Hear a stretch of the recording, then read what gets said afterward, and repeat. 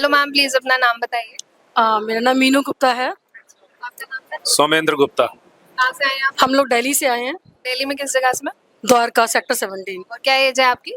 46। Ma'am क्या issues, क्या problem रहे आपको यहाँ आने से पहले? मुझे इश्यूज डायबिटीज है मुझे, और बीपी भी है 5 ईयर से। और लेकिन मेरा अभी करंट इशू था एसिड रिफ्लक्स का।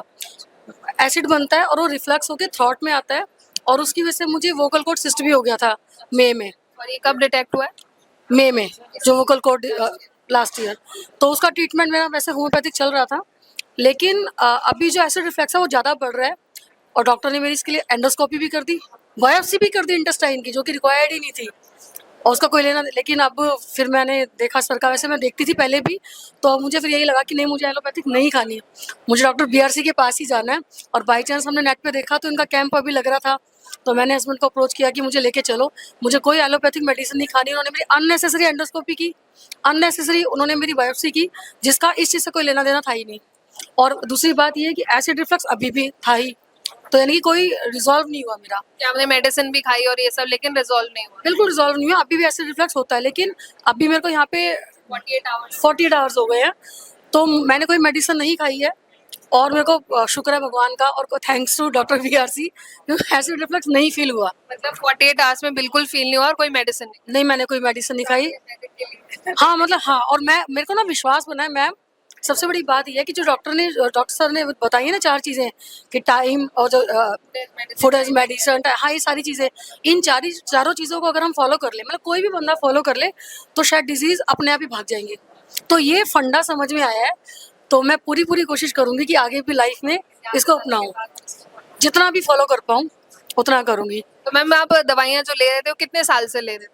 मैं बीपी और शुगर की 5 ईयर से ले रही थी, और एसिड रिफ्लक्स की 10 मंथ्स हो गए। तो अभी बिना मेडिसिन के 2 डेज में आपको आराम है बहुत? हाँ, मैंने कोई मेडिसिन नहीं लिया 2 दिन से, और मेरे को एसिड रिफ्लक्स फील नहीं हुआ। और बीपी शुगर जो उन्होंने मेरा 4 बार मेजर किया है, वो ठीक है, बिना नॉर्मल है। और बीपी शुगर की भी आपने कोई मेडिसिन नहीं ली इन 2 दिनों में? मुझे बिल्कुल मना कर दिया था कि कोई मेडिसिन नहीं लेनी, मैंने नहीं ली। मतलब आप 10 साल से ले रहे थे बीपी शुगर की? शुगर की 5 ईयर से, और एसिड रिफ्लक्स से 10 मंथ से। तो जो 5 इयर्स से ले रहे थे, या 2 डेज में कोई मेडिसिन नहीं लेनी पड़ी? मैंने मेडिसिन नहीं ली, और डाइट और जो भी किसान वाली थेरेपी या जो भी कुछ है, मतलब उससे मुझे रिलीफ मिला है। आपने यहाँ सर के लेक्चर्स अटेंड करे? बिल्कुल, पूरे रिलीजियसली सुने हैं, और फॉलो भी करूंगी। बहुत अच्छे, क्योंकि सर ना फैक्ट्स पे बात करते हैं। कई लोग तो एविडेंस बेस्ड, कई लोग तो होते हैं कि ऐसे नहीं वैसे, डॉक्टर ज़्यादातर गुमराह करते हैं। लेकिन यहाँ सर की सबसे अच्छी बात यह है कि वो बिल्कुल प्रूफ के साथ बताते हैं और सही बात बताते हैं, और बिना मेडिसिन के ठीक करते हैं।